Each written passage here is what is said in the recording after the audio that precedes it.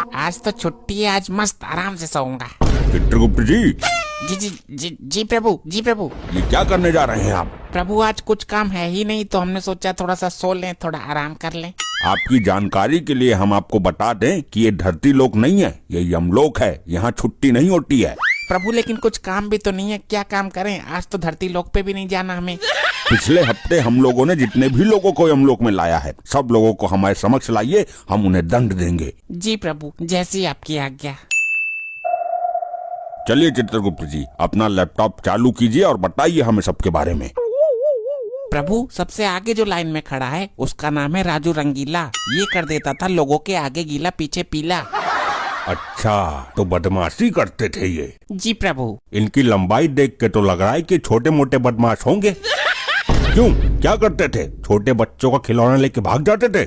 नहीं प्रभु, इसकी लंबाई भले ही हो छोटी, लेकिन बुद्धि है इसकी पूरी खोटी। अच्छा, ऐसा क्या करता था ये? यमराज जी हम खुद ही बता दें अपना।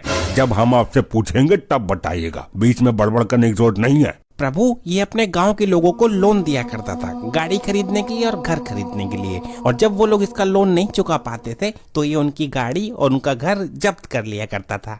अब आप ही बताइए यमराज जी, कोई मेरा पैसा नहीं लौटा रहा तो हम उसकी घर और गाड़ी ही हड़पेंगे ना, उसकी पूजा थोड़ी करेंगे।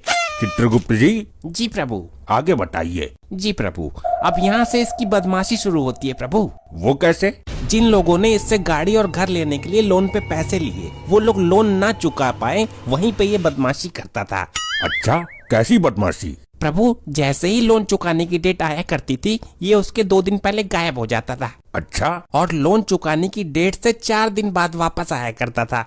अच्छा, तो ये है शरीर छोटी लेकिन बुद्धि खोटी। आगे तो सुनिए प्रभु। बताइए। फिर जब गांव वाले इसके लोन का पैसा वापस करने आते थे तो ये बोलता था कि अब देने की तारीख निकल गई है, अब 20% इंटरेस्ट लगेगा। लेकिन लोन देने के टाइम पे ये बोलता था कि सिर्फ 5% इंटरेस्ट लगेगा। बदमाश तो बहुत ही खतरनाक था ये। और प्रभु इतना ब्याज गांव वाले दे नहीं पाते थे तो ये जाता था उनके घर और गाड़ी पे कब्जा कर लेता था।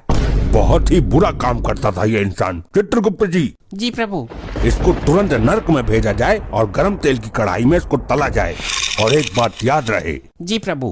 कढ़ाई का तेल 20% अधिक गर्म होना चाहिए ताकि इसका ब्याज का पूरा प्याज निकल जाए।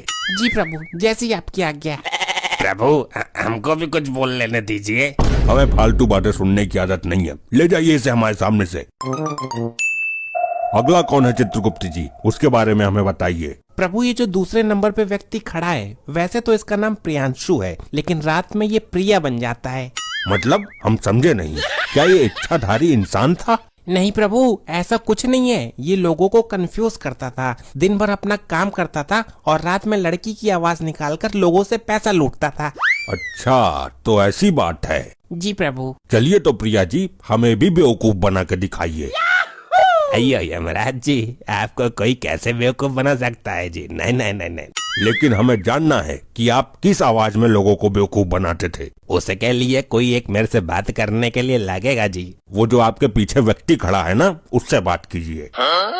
अयो ये तो बुजुर्ग होता जी। कोई भी होने दीजिए, आप अपनी आवाज सुनाइए बस। ठीक है, मैं कोशिश करता।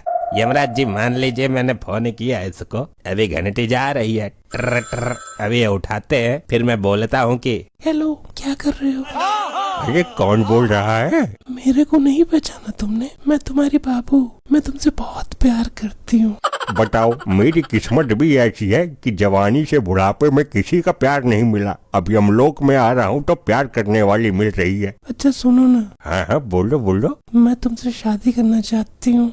अरे यार, तुम्हारी आवाज तो बहुत अच्छी है। मेरे से शादी करोगे ना तुम? अरे बिल्कुल करेंगे, यमलोक में करेंगे। तो मेरा एक छोटा सा काम कर सकते हो क्या? अरे एक नहीं, तुम 100 बताओ, 100 काम करवा देंगे तुम्हारे। मेरे को बस 1000 रुपए भेज दो ना, मेरे को बहुत जरूरत है।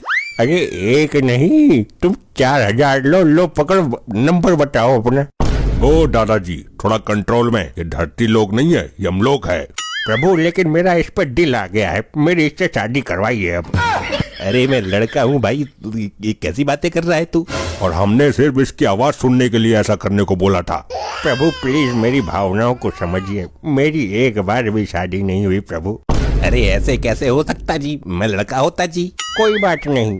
अरे क्या कोई बात नहीं, यमराज जी जल्दी से मेरा बताइए किधर जाने का है मेरे को। चित्रगुप्त जी, जी प्रभु। इसके कुछ अच्छे कार्य भी हैं या नहीं? जी प्रभु, ये 30% बुरा आदमी था लेकिन 70% अच्छा आदमी भी था। मतलब कैसे? प्रभु जैसे कि ये किसी से 1000 रुपए लूटता था तो 500 रुपए का गरीबों को खाना खिला देता था और जरूरतमंद की हमेशा मदद किया करता था ये। अच्छा, ये तो बड़ी अच्छी चीज करता था ये, लेकिन लोगों के पैसे भी लूटता था ये।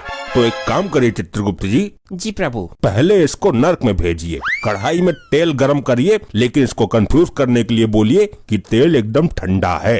अच्छा, जैसे ये कंफ्यूज करता था। बिल्कुल, और फिर इसको उस गर्म तेल में डालिए, फिर जब हम बोलेंगे तब इसको स्वर्ग में भेज दीजिएगा। जैसी आपकी आज्ञा प्रभु। और आप बुढ़ऊ जी, इतनी उम्र हो गई है लेकिन अभी भी आपके अंदर शादी की लालसा जाग रही है। प्रभु अब क्या करें, 90 साल के हो गए थे, हमारी बारात तो कभी उठी नहीं, आपने उठा लिया हमें। हाँ तो इस उम्र में शादी नहीं की जाती है। नहीं प्रभु, होने वाली थी हमारी शादी। क्या? हाँ प्रभु, होने वाली थी इनकी शादी। इस उम्र में इनसे कौन शादी करना चाहेगा? वो भी बस आती ही होंगी। आती ही होंगी नहीं प्रभु, आ चुकी हैं, इनके पीछे ही खड़ी हैं। अरे तुम पीछे ही खड़ी हो, बताया नहीं हमें। अच्छा हुआ हम लोगों की शादी नहीं हुई। अरे ऐसा क्यों बोल रही हो? अभी मैंने देखा तुम्हें उस लड़के के अंदर ज्यादा इंटरेस्ट था, तो हमको कुछ समझ नहीं आ रहा है। अरे नहीं नहीं, ऐसी कोई बात नहीं है, वो तो बस हम मजाक कर रहे थे।